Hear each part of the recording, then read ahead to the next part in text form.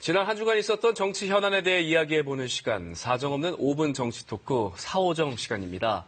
이 총선이 다가오면서 야권 정계 개편이 가시화되고 있습니다. 네, 보수 야권의 미래통합당이 오늘 출범하고 안철수 전 의원의 신당과 호남을 기반으로 한 민주통합당도 총선 준비를 서두르고 있는데요.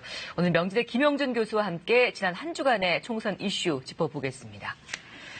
네, 교수님, 보수 야권이 미래통합당이라는 이름으로 오늘 공식 출범을 합니다. 위태로웠던 보수 통합은 합의를 이뤘는데 세부적으로는 여전히 이것저것 좀 갈등이 많아요.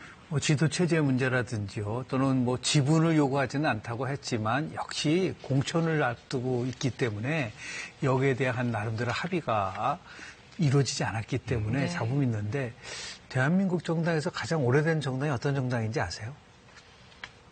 보수 정의당입니다. 정의당.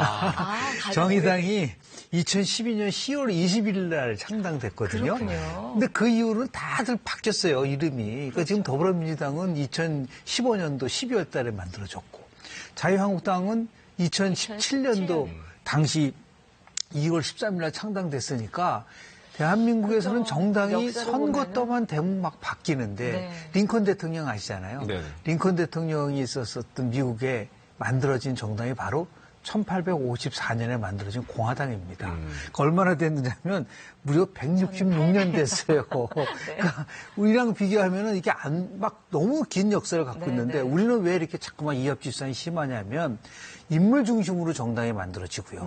두 번째는 선거 때만 되면 급조되기 때문에 이런 현상들이 나오고 있습니다. 좀 제도화가 되고 있지 않고 있기 때문에 정당 정치가 좀 불안정한 부분들도 있지만, 여하튼 보수가 통합이 됐으니까, 나름대로 진보와 보수와의 대결 구도가 과거보다는 훨씬 더 치열하게 경쟁이 이루어질 가능성이 높다고 저는 봅니다. 꾸준히 좀 가야 될 텐데요. 자, 그리고 이제 바른미래당과 대한신당, 민주평화당 역시 오늘 합당을 하겠다고 밝혔습니다. 바른미래당의 손학규 대표가 이 3당 합당에 좀 회의적인 시각을 보이면서 막판 변수가 되지 않을까 싶은데요. 그렇습니다. 지금 손학규 바른미래당 대표는 그 부분에 대해서 조금 이해가 좀 어려운데요.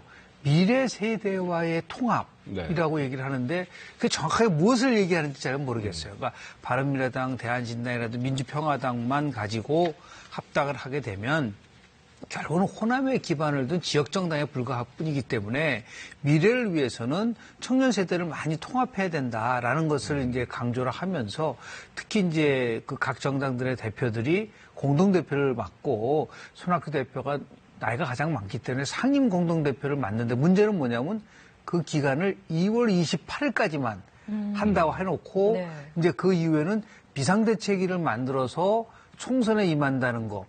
이것에 대해서 이제 손학규 바른미래당 대표가 합의를 하고 있지는 않고 있기 때문에 원래대로라면 오늘 이제 합당을 하게 돼 있는데 선언을 해놓고 실질적으로는 진전하기는 어려울 수도 있는, 그러니까 좀 더 지켜봐야 될 거라고 저는 봅니다. 지도 체제 부분에서만 좀 이견이 있는 건가요? 여러 가지 문제가 있는 것 같아요. 그러니까 실질적으로 보면 정당과 정당끼리 합당을 하게 되면 항상 총선을 앞두고요.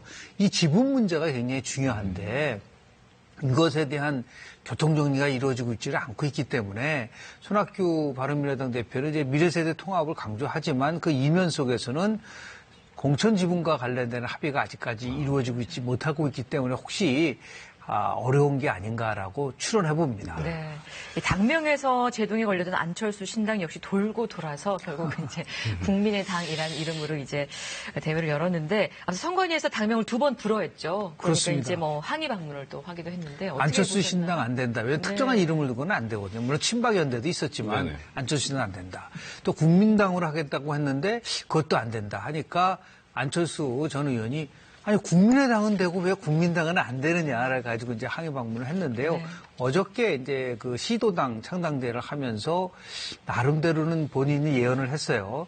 대한민국이 양당 기득권 정당 체제로 가면은 갈등이 심화되고 심한 경우는 내전 상태까지 간다라고 했는데 내전 상태까지 가겠습니까? 그러니까 갈등이 심화돼서 결국은 제3정당이 이루어져야 되는데 하나 지목하고 싶은 것은 그동안 양당만 있었던 건 아니잖아요. 다당이 있었지만은 정치가 불안정했다는 거는 그만큼 정당을 이끌고 있는 지도자들이 국민들에게 꿈과 희망을 주고 새로운 정치의 모습을 보여주지 못하고 결국은 자신들의 이해관계에서 움직이다 보니까 국민의 정치 혐오증이 많아지는 부분들이 있기 때문에 이 부분은 지금 각 정당들이 깊이 반성을 해야 될 부분이라고 저는 봅니다. 네.